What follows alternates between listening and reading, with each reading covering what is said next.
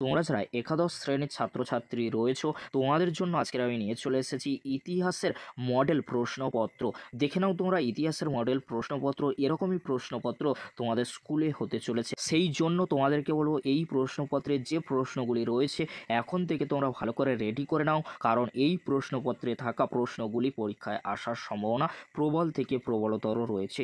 চলো বেশি দেরি করব না, আমরা ইতিহাসের প্রশ্নপত্রটি দেখে নেব। তোমরা দেখে নাও ইতিহাস ক্লাস একাদশ শ্রেণী সেকেন্ড সেমিস্টার ফুল মার্কস রয়েছে 40। বিভাগ কয়ে কি রয়েছে 3 মার্কসের প্রশ্নগুলি রয়েছে। তোমরা দেখে নাও। একের দাগে নিম্নলিখিত প্রশ্নগুলির উত্তর দাও। ফার্স্ট প্রশ্ন কি রয়েছে, রাজার ক্ষমতা ও গুণাবলী সম্পর্কে অর্থশাস্ত্রে কি বলা হয়েছে? ধর্ম সংস্কার আন্দোলনে মার্টিন লুথারের অবদান আলোচনা করো। পরবর্তী প্রশ্ন কি রয়েছে তোমরা দেখে নাও। ভক্তিবাদ আন্দোলনের কারণ ও বৈশিষ্ট্যগুলি লেখো।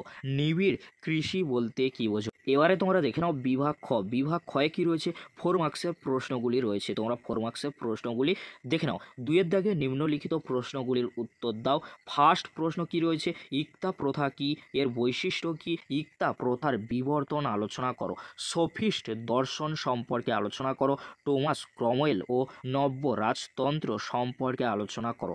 ক্রুসেড কি, ক্রুসেডের কারণ ও ফলাফল সংক্ষেপে লেখো। পরবর্তী প্রশ্ন কি রয়েছে তোমরা দেখে নাও। প্রযুক্তি বিপ্লব সম্পর্কে লেখো। কৃষি প্রযুক্তির ফলাফল আলোচনা করো। এবারে তোমরা দেখে নাও বিভাগ গয়ে কি রয়েছে 8 মার্কসে দুটি প্রশ্ন রয়েছে।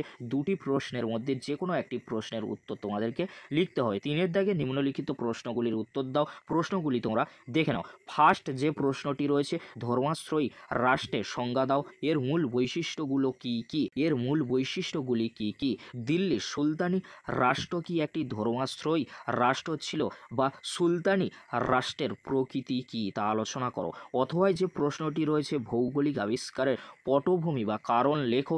এর গুরুত্ব বা ফলাফল আলোচনা করো। এই ছিল আজকের আলোচনা। যদি ভিডিওটি হেল্পফুল মনে হয় অবশ্যই ফ্রেন্ডদের কাছে বেশি বেশি করে শেয়ার করে দিও। আজকের এতটুকু, পরবর্তীতে দেখা হচ্ছে নেক্সট কোনো একটি ভিডিওতে। ভিডিওটি দেখার জন্য তোমাদেরকে অসংখ্য ধন্যবাদ।